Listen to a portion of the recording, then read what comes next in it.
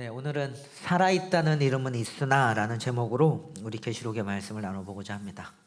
최근에 또 여러분들 함께 묵상하고 있는 내용이 성령께서 반모에 있는 이 사도 요한에게 하나님의 성령의 충만한 마음으로 이렇게 말씀해 주신 계시가 반모 섬에서부터 바라보고 있는 그 7개의 교회들을 향해서 던지는 메시지들을 저희가 묵상하고 있어요. 네, 하나하나 살펴봐도 참 은혜가 됩니다. 여러분들 그 7교회의 성령께서 하시는 말씀들을 귀담아 들어보시는 것도 굉장히 참 유익해요. 살아있다는 이름은 있으나 라는 제목으로 말씀 나눠보고자 합니다. 오늘 그 7교회 중에 저희는 4대 교회에게 하신 하나님의 말씀을 좀 살펴보고자 합니다. 저도 여러분들 그 아마 뭐 잘 들어보지 않았을 교회 이름이에요. 에베소 교회 뭐 이런 교회들이야. 뭐 빌라델비아 교회, 그다음에 뭐 라오디게아 교회 뭐 이런 교회들을 많이 들어봤겠지만 4대 교회라는 이름은 아마 좀 처음 들어보셨을 법도 한데, 계시록에 보면 이 4대 교회의 반모에 있는 이 요한에게 하나님의 성령이 임해서 그러니까 편지를 써서 보내지만 그 하나님의 말씀이 이 교회를 향한 어떤 뜨거운 말씀들이 있습니다. 근데 이제 여러 7교회 있으면 여러분들 이런 생각해 보지 않습니까? 목사님이 7교회 중에서 제가 하나를 이렇게 그래도 골라서 여러분들 앞에 설 거 아니에요. 그러니까 저도 하나님 막 기도하면서 위로가 되는, 당연히 다 위로가 되는 말씀들인데 어떤 말씀을 전해야 할까 하다가 사실 오늘 가장 센 말씀을 갖고 왔습니다. 사실 4대 교회는 7교회 중에 칭찬받지 않은 2교회 중에 하나예요. 그러니까 보통 7교회들이 너희들이 뭐 하나님께 했던 이런 행위들은 되게 칭찬해라고 격려해주는 부분이 있었는가 하면, 어떤 교회들은 칭찬이 아예 없던 교회들이 있어요. 딱 2교회가 그랬어요. 그 중에 하나가 4대 교회였고 또 하나가 라오디게아 교회였습니다. 근데 이 4대 교회는 아무 칭찬도 받지 못했던 교회였어요. 그리고 비판의 강도가 굉장히 셉니다.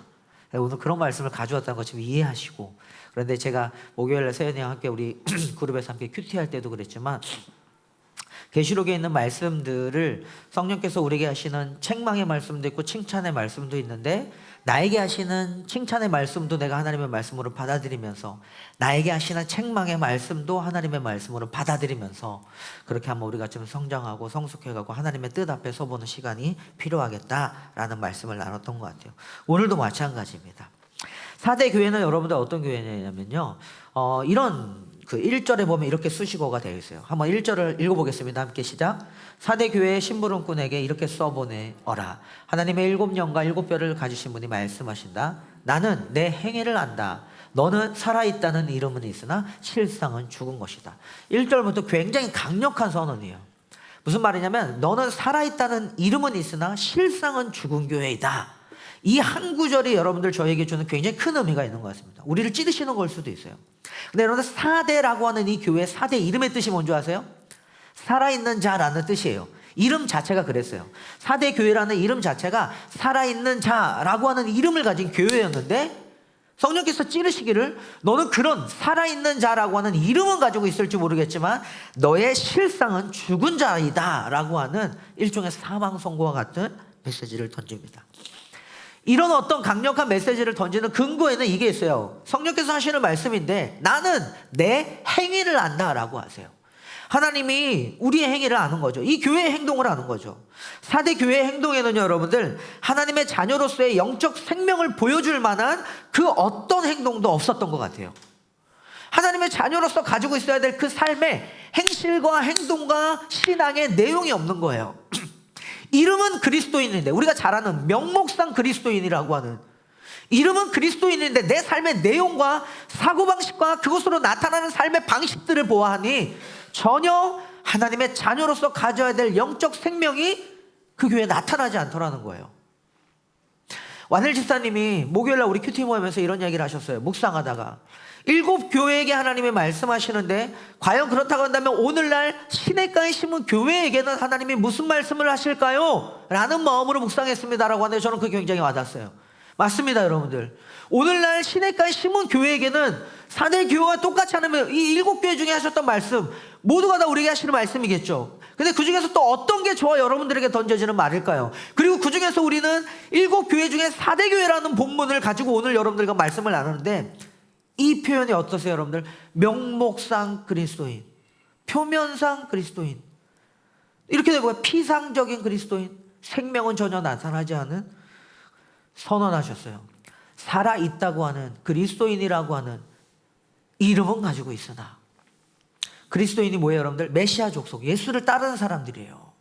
내 인생의 주인이 하나님이시라는 것을 고백하면서 그 삶을 살기로 다짐한 사람들이에요. 근데 그 이름은 가지고 있으나 그 삶의 내용에 있어서는 전혀 영적 생명을 보여줄 만한 어떤 행동도 없더라는 거예요. 외형적으로는 교회 형태를 지니고 활동도 하고 있어요. 그러나 실상은 생명을 잃은 상태를 말합니다. 디모데후서 3장 5절에 여러분들 이런 말씀이 있어요. 뭐냐면요, 경건의 모양은 있으나 그 능력은 부인하는 자도다. 이게 말세에 나타나는 특징이래요. 오늘날 하나님을 믿는다고 하는 경건의 모양은 있을지 모르겠어요, 심지어는. 근데 그 능력은 이미, 영적 생명은 다 상실해버린 교회를 꼬집은 말입니다. 말로만 믿는다고 할 뿐 믿음의 실천이 전혀 없는 교회를 꼬집은 것이죠. 사랑하는 여러분, 보세요. 삶으로 나타나지 않는, 삶으로 드러나지 않는 믿음은 그냥 그거는 신앙을 하나님에 대한 동의를 할 뿐이에요. 그건 지적인 동의만일 수도 있어요. 그러니까 동의할 뿐입니다. 우리가 아멘이라는 말이 그런 의미잖아요. 네, 저도 그렇게 될 줄로 믿습니다. 근데 이 아멘이 여기서 여러분들 아멘입니다. 아멘. 이 아멘이라고 하는 이 고백을 여기서 하는데 이게 삶으로 전혀 나타나지 않는 거예요. 교회에서는 예배 드릴 때 동의, 오케이, 저도 그렇게 될 줄로 믿습니다. 근데 이 예배 시간을 나가서, 주일날 이 공간을 나가서 삶으로 돌아가서는 전혀 그것이 어떤 우리의 삶에 영향력 있는 어떤 능력으로 나타나지 않는 거죠. 삶으로 나타나지 않는 믿음은 그저 동의일 뿐이래요. 그것은 믿음이 아니라고 해요. 성도는, 특히 우리 신학교에 심은 교회 마찬가지인 것 같아요 여러분들. 교회 활동에, 우리 활동에 어떤 왕성함을 자랑하는 교회가 되는 게 무슨 의미일까, 있을까 싶어요. 무슨 말이냐면, 바깥에서 저희 교회를 칭찬하는 교회들이 제법 있었고, 지난 한 1년 동안 저도 열심히 다니면서 우리 교회를 자랑했던 것 같아요. 근데 오늘 이 본문을 묵상하는 시점에, 그러니까 요한계시록을 묵상하는 시점이었던 것 같습니다. 최근에도 제 스스로를 돌아보면서 저희 시내가의 시문교회가 어떨까라는 걸 저는 스스로 알잖아요. 그러니까 외부에서 보는 시심은 뭐 청소년 사역도 많이 하고, 그다음에 지역사회에서 선한 일들을 하려고 노력을 하고 있고, 또 젊은 청년들이 이 시대에 많이 모여 있고, 굉장히 너네 교회, 예를 들어서 뭐 젊은 사람들은 굉장히, 그래, 청년들이 그렇게 많이 모여 역동적이다, 빠른 시간 내에 부흥을 이루었어, 숫자도 많아서 너네 대단한 교회다, 이런 격려를 받을 수 있지 모르겠는데, 그런 어떤 우리의 왕성한 활동, 사람의 많아짐, 뭐 어떤 그런 생각, 고민하는 것들을 자랑할 수 있을지 모르겠는데, 저도 마찬가지예요 여러분들. 그들과 함께 이야기하는 과정에서 늘 쏟아냈던 거지만, 진짜 살아있는 이야기를 저도 들려주고 싶고, 진짜 살아있는 이야기를 나누고 싶다고요. 살아있는 이야기라는 게 뭘까요? 영적 생명을 가지고서는 정말로 진실되게 씨름하고 사랑하며 그 하나님의 나라를 꿈꾸면서 애쓰고 노력하는 우리 모든 그 삶의 모습들을 말하는 거 아닐까요? 저도 그걸 증거하고 이야기하고 싶은 거예요.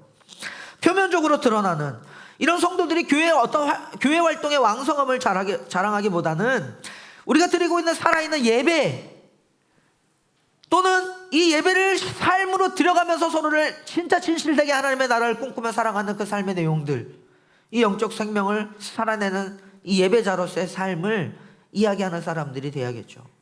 동시에 이 세상에서 선한 영향을 끼치는 자로 경건의 능력을 갖추는 사람들이 되면 어떨까?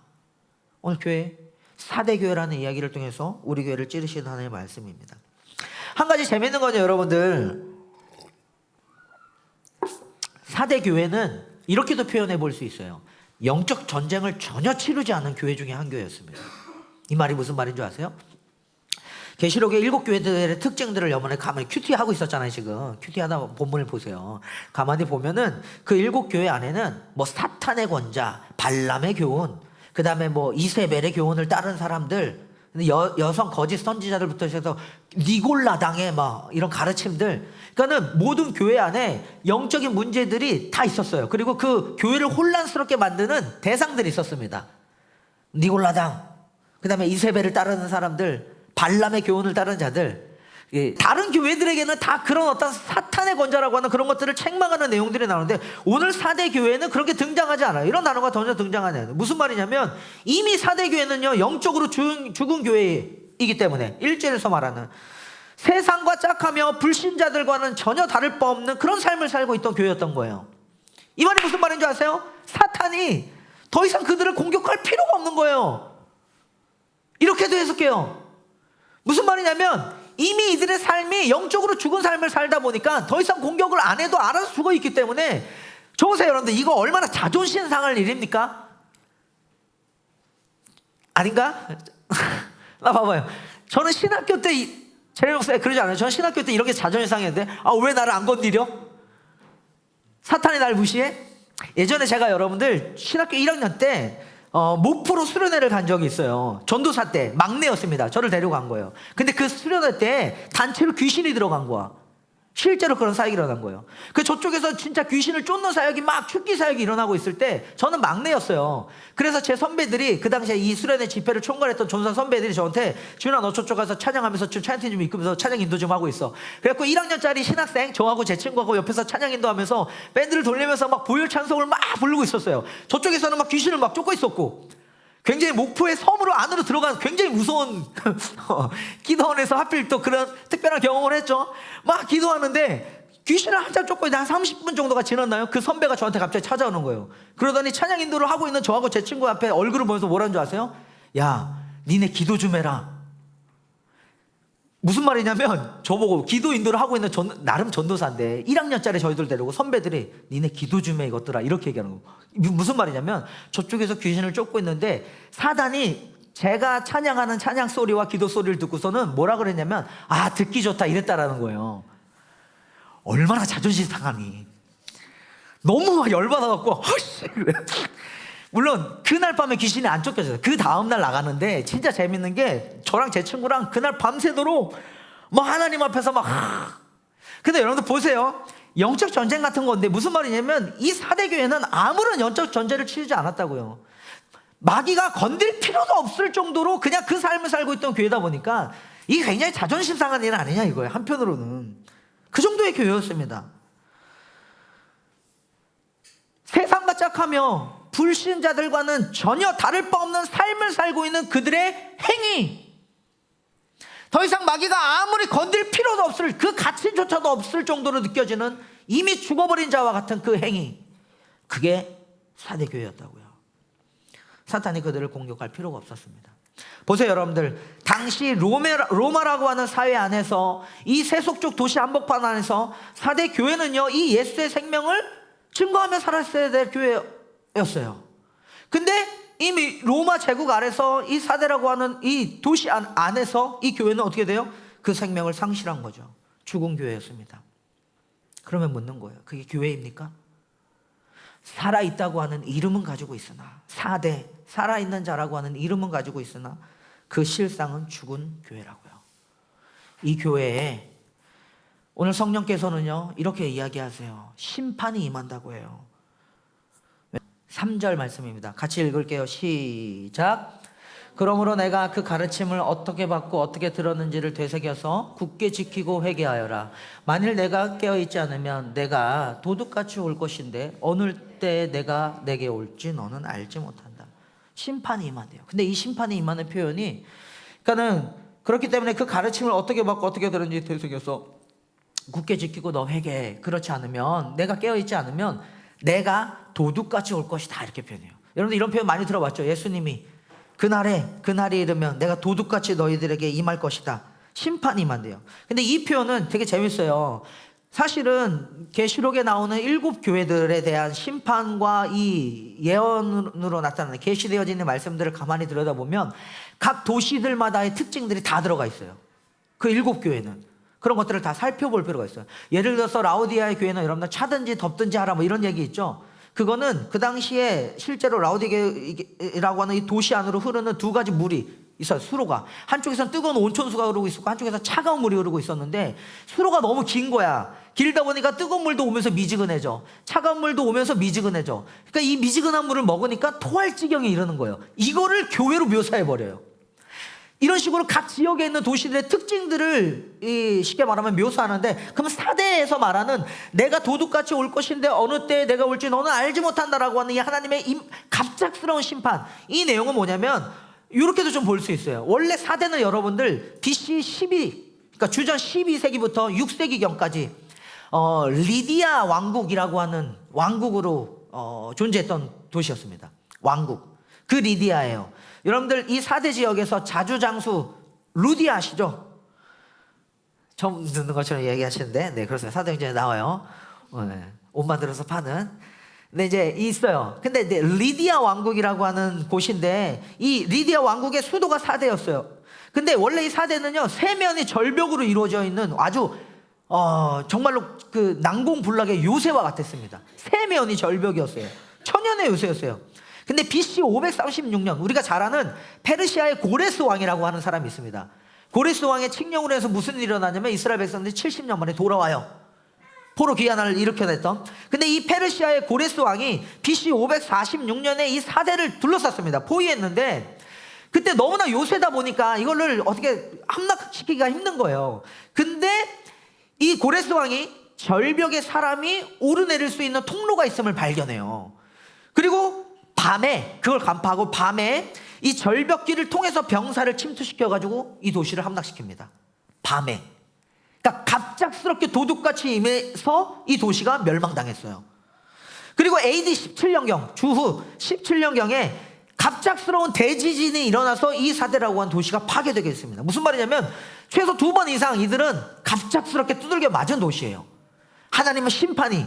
그것을 성령께서 요한이 그것을 빗대어서 이렇게 계시하는데 뭐냐면 너희들 그 회개하는 이 행위를, 불신자와 같은 너희들의 태도들을 하나님 앞에서 쉽게 말하면 영적으로 살아있다고 하는 이름은 가지고 있지만 실상은 죽어버린 너희들의 삶을 돌이키지 않아? 하나님이 도둑처럼 갑자기 이렇게 임해서 너희들의 삶이 심판받게 될 거야 라고 하는 두려운 말이에요. 가슴에 한번 새겨보시기 바랍니다. 오늘 우리들의 삶을 돌아보면서 내 안에 있는 영적 생명이라고 하는 것, 살아있다고 하는 이름은 가지고 있는데, 내가 교인이라고 하는데, 내가 그리스도인이라고 하는데 사실상 내 실상은 죽은 자와 같다고 하는 이 말씀 앞에서 비추어 보시길 바라요. 이렇게 안일한 삶에 머물다가 갑자기 야습해오는 어떤 적군들에 의해서 무너지는 것처럼, 그런 갑자기 일어나는 지짐처럼 임하시는 이 하나님의 심판을 받을 수도 있지 않느냐. 이게 4대를 향한 권면입니다. 오늘날 저와 여러분들을 향한 메시지일 수도 있지 않을까 하는 생각을 가져봐요. 가슴에 새겨보시고요. 자, 그런데 이 본문 안에는 이런 구절도 있습니다. 우리가 2절을 같이 한번 읽어볼까요? 함께 했습니다. 시작. 깨어나라. 그리고 아직 남아있지만 막 죽어가는 자들을 굳건하게 하여라. 나는 내 행위가 나의 하나님 앞에서 완전하다고는 생각하지 않는다. 여기 보면은 어떤 게 나타나냐면 2절에 보면 깨어나라. 그리고 아직 남아있지만 막 죽어가는 자들을 굳건하게 하여라. 성령께서 하시는 좀 강하고 따뜻한 권면인 것 같습니다. 사랑하는 시심, 우리의 영혼을 한번 비틀어 보고 깨워보시길 소망합니다. 아멘. 이런 질문이에요. 언제까지 능력 없는 그리스도인으로서 영적 생명을 잃은 채 죽어있는 자처럼 사시겠습니까? 라는 거예요. 하나님은 살아계십니다. 살아계신 하나님께서 우리에게 하시는 권면이 아까 그 9절 2절 띄워주세요. 뭐라 그러냐면 깨어나라. 그리고 뭐예요? 굳건하게 하여라. 근데 저기 깨어나라 그리고 굳건하게 하여라 사이에 뭐가 있냐면 아직 남아있지만 막 죽어가는 자들이라는 표현이 있어요. 무슨 말이냐면 다행히 이 4대 교회 안에는 아직 남은 자들이 있었습니다. 남은 사람들, 남아있지만, 근데 이 남아있는 자들조차도 막 죽어가는 사람들처럼 보일지 모르겠어요. 그러니까 아직 그 생명을 가지고 있는 사람들이 있어요. 이 꺼져가는 불씨를 막 살리는 것처럼. 여러분들 안에 있는, 또는 시심 안에 있는 나름 남은 사람들, 남은 자들, 또는 내 안에 남아있는 자처럼 남겨진 아직 완전히 꺼지지 않은 그 불씨들, 성령께서는 이들을 주목해 보고 계세요. 살아있다고 하는 이름은 가지고 계시나 실상은 죽어버린 것 같은 그 교회 공동체 안에서도 여러분들 이걸 보시라고요. 하나님은 누구를 주목하고 계시냐면 남아있는 사람들을 주목하고 계세요. 아직 남아있는 자들의 생명을 살리고 그들을 구원하여라, 그런 의미예요. 성경에는요, 여러분들 이 남은 자들을 통해서 구원의 역사를 이뤄가시는 하나님의 섭리를 찾아볼 수 있습니다. 가인과 아벨 사건이 있었어요. 아벨이 죽었습니다. 가인은 또 쫓겨났고요, 떠났고요. 그리고 누가 남았습니까? 세 셋이라고 하는 셋째 아들이 남았어요. 하나님께서 이 셋째 셋을 남겨두시고 그를 통해서 하나님의 구원의 역사를 써나가십니다. 성경에 남은 자들이에요. 또 누가 있나요? 노아 홍수 때는 노아와 그의 가족들을 그 제약된 세상 한복판에 남겨두셨어요. 모든 세상을 쓸어버리시고도 노아 그 가족들을 남겨두시고 남은 이 노아 그 가족들을 통해서 하나님은 구원의 역사를 이뤄가고 계신다고요. 남은 자입니다. 하나님이 주목해서 보시는 거예요. 또 있어요. 아브라함과 함께한 약속의 땅 가나안 땅에 있었을 때 조카 롯이 소돔과 고모라로 떠나죠. 소돔과 고모라를 멸망할 때도 하나님은 누구를 남기는 줄 아세요? 롯과 그의 가족들을 남기세요. 왜 남기실까? 그 남은 자들을 통해서 하나님이 구원의 역사를 계속해서 연결시켜가고 이루어가시면서 하나님의 희망의 끈을 그들에게 두시는 거예요. 이건 성경의 계속된 가르침입니다. 성경에는요, 이 남은 자들을 통해 구원의 역사를 이뤄가시는 하나님의 섭리를 발견할 수 있다니까요. 포로기 시대 때 귀한 공동체가 그랬어요. 여러분들, 남유다 북이스라엘이 완전히 멸망했습니다. 근데 포로로 끌려간 그들을 하나님은 남은 자들로 세우셨어요. 그리고 그들을 다시 돌아오게 하셔서 성전을 세우신 거예요. 바벨론 포로기에 많은 이스라엘 백성들이 심판을 받아 흩어졌지만 하나님은 여전히 신실하게 이 남은 자들을 통해서 당신의 약속과 언약을 지켜가시더라고요. 이게 하나님의 방식이더라고요. 그래서 여러분들 예레미야서에 있는 실제로 이런 말씀이 있습니다. 예레미야 23장 3절에 보면요, 여호와께서 남은 자를 다시 모으실 것이다 라고 하는 말씀이 있어요. 이게 하나님의 뜻이었어요. 사랑하는 시신 보세요. 하나님께서는 이 땅에 우리를 남기셨습니다. 성도는요, 이 땅에 남은 자들이에요. 교회는 하나님께서 예수께서 승천하시면서 다시 오실 때까지 남겨두신, 하나님께서 직접 제정하고 세우신 남은 자들입니다. 하나님께서 우리를 이 땅에 남기셨다고요. 성도들은 이 땅에 남은 자들이에요. 이 도시에 저와 여러분들을 남기신 거라고요. 우리를 통해서 하나님의 통치를 드러내시길 기뻐하시고 하나님의 구원의 역사를 써나가시기를 하나님은 기뻐하신다고요. 저 보세요. 여러분들 한 주 동안 어떻게 사십니까? 압니다. 40이 돼가면서, 특히 30대 중반을 넘어가면서부터 경제적인 이유, 먹고 사는 문제들과 그 다음에 육체적 질병에 치열하게 고민하는 시름들과 아직도 불안한 그 미래를 어떻게든 안전하게 만들기 위해서 애쓰고 수고하는 여러분들의 노력을 절대 비난하고 싶지 않아요. 하나님은 거기에 위로해 주시고 격려해 주셨으면 좋겠거든요. 저야말로. 그래서 같이 씨름하고 고민하다 보니까 저도 너무나 힘든 거야. 쉽지 않더라고요, 먹고 사는 게. 근데 그 씨름 한복판에서도 여전히 소망 가운데 던질 수 있는 메시지는 뭐냐면, 똑같은 그 상황 속에서 하나님께서 쉽게 말하면 정말로 살아있는 자, 하나님의 구원의 약속에 소망을 두고 그 뜻을 품고 이 남은 자들이 되어서 여전히 하나님의 메시지를 의미 있게 던질 수 있는 사람들, 생명을 살아가는 사람들, 살아있는 자들, 그리고 그 얼마 남지 않은, 나 아직 남아있지만 이제 지금 죽어가고 있는 그 꺼져가는 불씨를 다시 한번 살리시기를 소망하시는 이 하나님의 열심 앞에 서서 오늘 4대 교회에게 하신 이 말씀을, 시내가의 시몬교회 하신 하나님의 말씀을 한번 들어보자고요. 한번 살아봅시다. 아직 그 안에 있는, 여러분들 안에 있는, 저와 여러분들 안에 있는 이 불씨를 막 살려서 힘있게 한번 살아내면서 살아있다고 하는 교회로서 주님의 뜻을 펼쳐가는 것이죠. 죽어서는 안 됩니다. 남은 자들이 그렇게 죽어서는 안 돼요. 하나님께서 남기신 이 교회들이 그렇게 죽어가서는 안 될 것 같습니다. 사랑하시신 우리가 이 세상에 죽은 자들이 되지 않길 소망합니다. 주님이 저와 여러분들을 남기셨어요. 그리고 우리를 통해서 하나님의 구원의 역사를 써나가시길 소망합니다. 그러니 우리의 뜻과 우리의 마음 안에 살아있는 예수의 생명을 더욱더 힘있게 하나님 앞에서 세워보시고 살려보시고, 그래서 뭐예요? 한 주간 다시 만났을 때 여러분들의 삶에서 저 보세요, 그 살아있는 하나님과의 깊은 사귐의 교제를 통해 이뤄낸 역사들을 전 듣고 싶은 거예요. 할 수 있을 것 같아, 현수야. 우리 기도밖에 답이 없잖아, 그 상황에서. 그렇잖아요, 여러분들. 근데 살아있다고 하는 이 하나님 안에서의 음성과 함께 예수의 생명을 가지고 고민하고 부딪히고 기도하고 인내하면서 그 속에서 그리스도의 어떤 능력을 이렇게 나타내고 드러내는, 지난주 그런 설교 기억나세요? 그리스도께 사로잡힘으로 인해서 바울이 예수 그리스도께 사로잡혔을 때 두 가지 일이 일어났어요. 하나는 그러니까 고난 가운데로 들어갔습니다. 고난 속에서 참된 섬김과 헌신의 의미를 깨달았어요. 또 하나는 뭔지 아세요? 부활의 능력을 경험했다고요. 영원한 소망이 하나님께 있음을 그는 붙잡았습니다. 그런 거 아닐까요? 우리를 사로잡아 주신 이 하나님의 사랑 안에서 우리는 고난을 이겨낼 힘을 얻게 되고요, 영원한 하나님 나라에 대한 소망을 붙잡고 이 세상에 남겨진 사람으로서의 희망의 노래를 부를 수 있는 사람들이 되지 않을까 싶은 거죠. 근데 압니다. 저와 여러분들은 아직 그 노래를 부를 만한 현실이 아니라는 거 알아요. 근데 그럼 그렇다고 해서 절망하고 죽을 거야? 그게 아니라 들려주시잖아요. 하나님께서, 아니, 하나님은 반드시 우리의 삶을 아름답게 만드셔서 그 삶의 한복판에서 그 이야기를 써나가신다고요. 마지막입니다. 6절 한번 읽어볼까요? 같이 함께 읽겠습니다. 시작. 귀가 있는 사람은 성령이 교회들에게 하시는 말씀을 들어라. 사랑하는 여러분, 저 보세요. 오늘 본문은 이렇게 시작합니다. 1절에 보면요, 요한계시록이 원래 그래요. 여러분들, 요한계시록은 흩어져 있는 7개의 교회들에게 한 편지들이 양식이 다 비슷해, 구성이.